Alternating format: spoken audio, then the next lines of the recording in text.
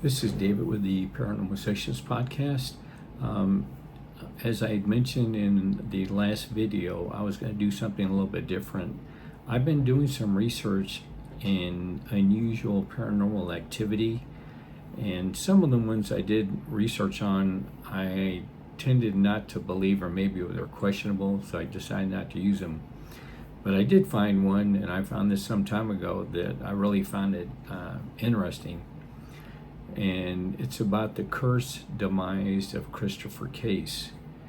And the more information I could find out, it was just becoming that much more interesting. Now it's unfortunate concerning Christopher Case, but in researching it, I saw there was quite a few pieces of information that was given to him, but I don't think he was receiving all the information he needed to protect himself. So Christopher Case was originally a radio broadcaster in Raleigh, North Carolina, and then he eventually moved to Seattle and he became an executive. So he went to an event in LA on April 11th, and he met a woman and they had dinner, and they both had the same interest in ancient compositions and music, right? Ancient music compositions. And I had read a couple of places where they said that he focused strictly on Egyptian, ancient music. But then when I looked other places, I didn't see anything like that. So I assume, it was possible he focused only on Egyptian ancient music, but I'm just going to assume that, maybe it happened, or maybe he did listen to it, maybe he didn't. I'm just going to assume that he didn't. So during the dinner, the woman that he was dining with was considerably older than him. And so they're, as the evening goes on, they're talking, and he starts sensing that the woman, and he never did tell anyone who this woman was, what her name was, that she was basically showing an interest in him to date. And he was getting a little bit uncomfortable, and then she finally asked, we should go out, and he said, no. And from what I had found out, that he was pretty much a loner. He exercised, he took his vitamins, things of that nature, but from what I could find out, he enjoyed most of his time being alone in his house. So the woman, who, like I said, we don't know her name, she said that she was a witch and that he wouldn't live, or his life would be over by the end of the week. So of course he thought, she just trying to scare him, and because she felt that maybe he was showing interest, but then he just changed his mind, and so she felt insulted. So at that time, he gets up and he leaves, and he doesn't spend a whole lot of time thinking about it. He's just thinking, she's mad. She's just trying to scare me. So he goes back to Seattle, and this information is a little vague, but from what I could find out, it was like the second night he's back at his house, he starts seeing these shadows in his room, and it kind of scares him, but he thought, well, maybe it's the light, and it's and it's throwing a shadow inside his house or something like that. So he didn't put that much credence into it, but it happened a little bit more, and he thought, well, that I'm kind of overthinking, I'm making it worse than what it is, and it's probably nothing, so I'm not going to worry about it. Well, then the following night, it became worse, where he says, and he was talking to a psychic who was a friend of his named Sammy, and she had mentioned that, that she was going to try to get him some help, but I'm sure in her mind, she probably just thought this woman just trying to, just scare him, and that he's probably creating these things in his mind that he's being attacked, when in actuality he isn't. And one thing I got to say at this point, now she was a psychic, and then I kind of thought, well, why didn't she provide more information just on the off chance that, you know, maybe she is a witch. But then I remembered that I've met psychics in the past before, and some of them don't want to do anything with the dark side. They just want to, you know, think that it, you know, help people, you know, connect on all of anything dark. They don't want anything to do with it. So for the Sammy, I assume, you know, she probably didn't even have any contacts, you know, to help him, because, you know, she could tell, at least the information I found, that, you know, he's getting more and more worried. And then the next night, he starts getting scratched, and they talked about possibly being choked and things. And I think at that time, that's when Sammy, his friend, told him that, you know, he should go like to, you know, a bookstore or an occult bookstore, things of that nature.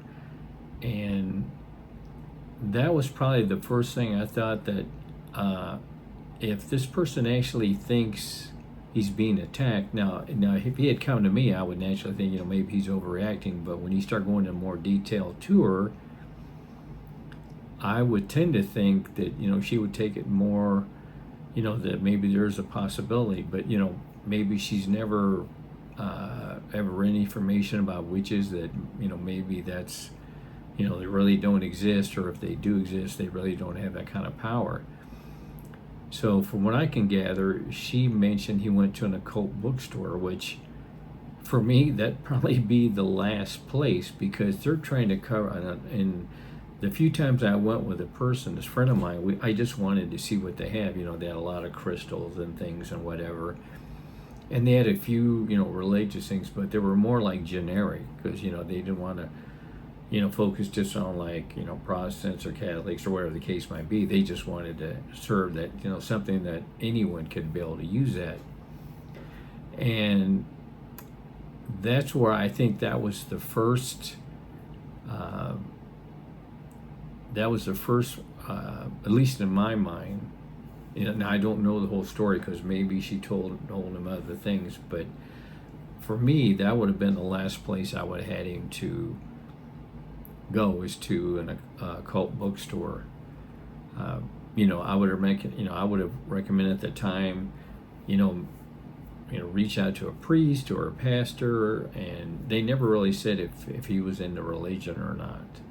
So, you know, maybe there's really no one he could contact, but I would refer something like that, you know, a priest, a pastor, someone to bless you and bless your house, things of that nature.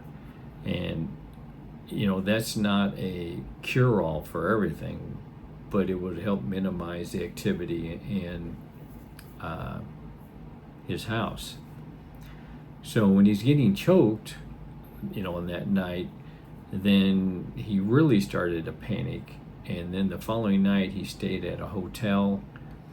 And when she called, of course, he didn't answer because he's not in his house. And so this Sammy had contacted the Seattle police and asked him to do a welfare check to see if, you know, if he's okay. And of course, he went to the house. There's no one there. But then, you know, he reached out to her the next day saying, you know, I got so scared, you know, I didn't want to stay there. And quite honestly, you know, I would have done the same thing in that situation. So after he got scratched and he's choked and all that, then he's really panicking. And the following, on the 18th, is when that Sammy hadn't heard anything from Christopher, that she called for a welfare check. And when they went to his house, he was, you know, fully clothed, but he was kneeling in the bathtub, an empty bathtub, with his head against the wall, and he had died.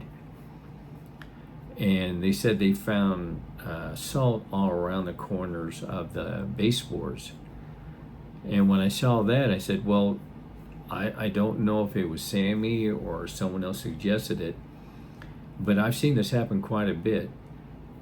When people want to do, you know, like with sage and do a cleansing in the house, oftentimes I find people do the sage, go through the whole house, but they don't open up the windows. And that's the only way it's going to work, because if you're trying to drive evil spirits out and the windows are closed, there's no way to drive them out, because no matter where they go, they still have to stay within the house. So that's why I always tell people, if you're going to do that, you have to open up all the windows, then do your sage and cleanse through the whole house, and then put sea salt at the base of your doorstep. And of course you would close the windows. I go, and then that way it's clearer. But I don't know what person told him to do this. I mean, they were partially right.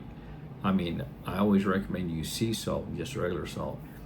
But sea salt, but you have to open up all the windows, and that way you can go ahead and drive them all out. And then put the sea salt, then you can close the windows, and then you're more protected. But the other thing I thought about this time, while he's being attacked, and then he went to go get, I believe he got like 10 crucifixes, and he bought candles, and those were all burned down. But the one thing that, and I can understand this, that anyone didn't take into account, when he's having all the activity, even with the salt, the windows aren't open, but even if they were, I assume that whatever evil spirit was already attached to them. So even putting the sage, that would help. And I wouldn't be able to say for certain that that's going to drive that particular entity, because I can't believe by that point that it wasn't attached to him. I mean, they're just an educated guess. I wasn't there. But when he's saying he's being choked and he was scratched, I mean, that's serious. So I assume that wasn't any low-level evil spirit. It's possible to be a demon. I'm not for sure. But something that has a lot of power to go ahead and choke him and then to scratch him. But that's one thing that I thought about. I said, well, he probably already had something attached. So when he, had the crucifixes and all that, I wish someone, and maybe someone did and he just didn't do it, but I was hoping someone say, you need to get holy water and then bless yourself, and then, put them all in the put the holy water and all the crucifix, to help kind of create like a barricade. That's not, it's not 100%, but that would definitely lower the level of activity in that, in his room, or in his house, I should say. But when someone said to go to an occult bookstore, I thought that was like, I mean, I'm sure there might have been an opportunity that he could find some information that could help him. I mean, he got the crucifixes, and I assume that's where he got the not blessed candles, but just candles. But the candles, of course, would need to be blessed. And so the candles really wouldn't make an impact unless it was blessed. And then with regards to the crucifix, yes, that's going to help somewhat. But if someone had mentioned, you need to get holy water, from, and I don't know if he was involved in religion. I didn't see anything. I did more research and didn't show anything about going to church and all that. So I assume he was probably an atheist. I just a guess. I could be totally wrong, but I couldn't find any information that he was involved in any kind of religion. But when you're that scared and you're being attacked and strangled, then you're going to go anywhere you can, thinking that they're going to have some kind of, chance to be able to give you some kind of information to help protect yourself. But, when the police came and they found that, that he had died, and then the coroner said that he had died of myocarditis, and I saw quite a few things that people had written in, and a couple of them were doctors, and he said, just because you're scared, that can't trigger myocarditis. I mean, and I assume this person was a doctor. I think he said it was Dr. I can't remember his name, but it sounded like he was legitimate. I mean, he could have just pretended he was, but I found that odd that's how he died, was myocarditis, when this other, well, actually a couple of doctors said that doesn't even make any sense, that at least the information I found, that you're normally going to have like flu-like symptoms, and all these things start building up, and then it could happen.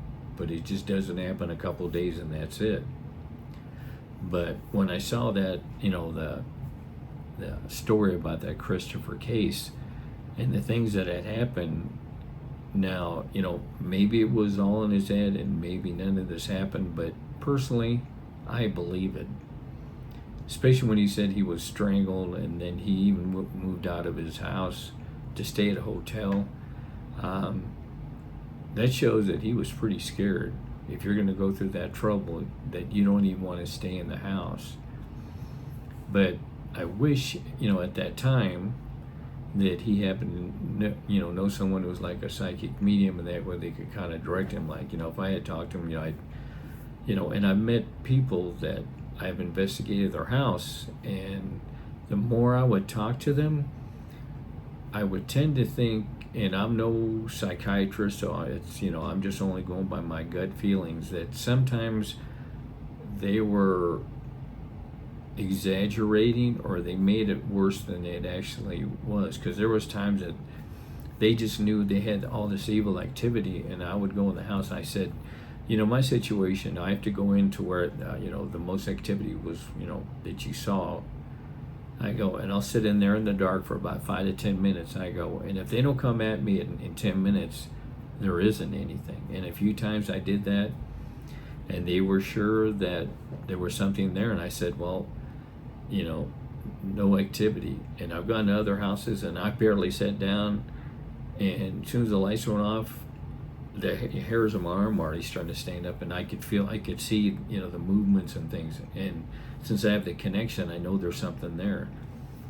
So, that's one thing I always had to take into account, is that, and I noticed in talking to other people that they don't ask that does anyone in your family have any kind of, psychological issues? Because let's say one of them does, and then I do find something, I mean, that's really going to, set them over the edge, that I actually say, okay, there is. So, that's why I always do that now. And I said, if there's someone there, then I don't want them to be there, because I don't want to, make things worse for them. And, if they have to be there, then I just won't do it, because I don't want to take a chance and, make it even worse for them, where they have to be, hospitalized or something like that.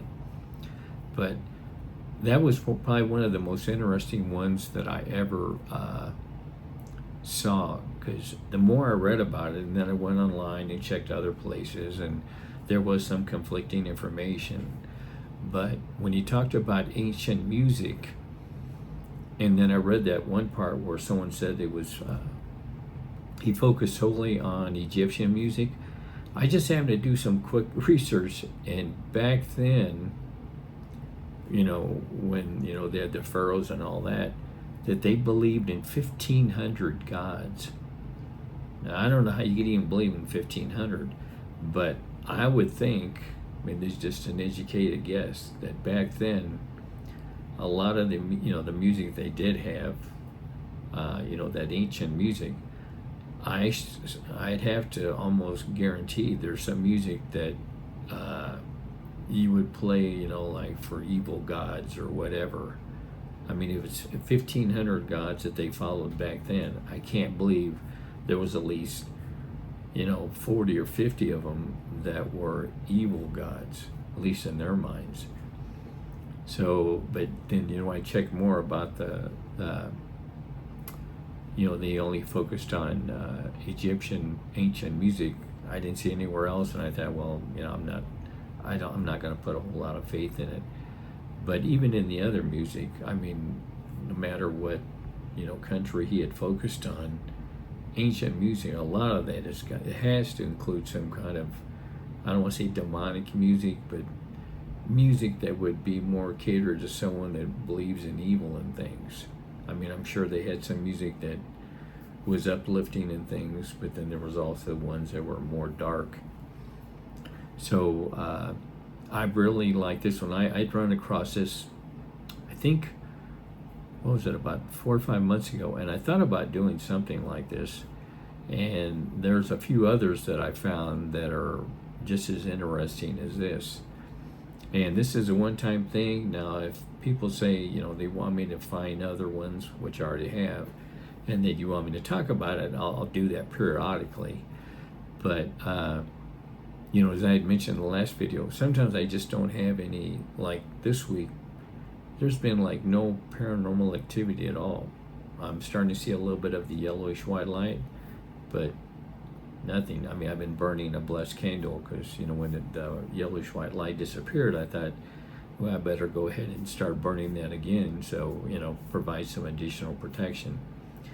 But I appreciate any comments, and if, you prefer I just stick to what happens in my bedroom, then, that's fine. But if some people say, I like to do, cover things like this periodically, like maybe once a month or something, or maybe if the activity's really low at my house, then I don't want to spend 15 minutes talking about that there really wasn't anything to talk about.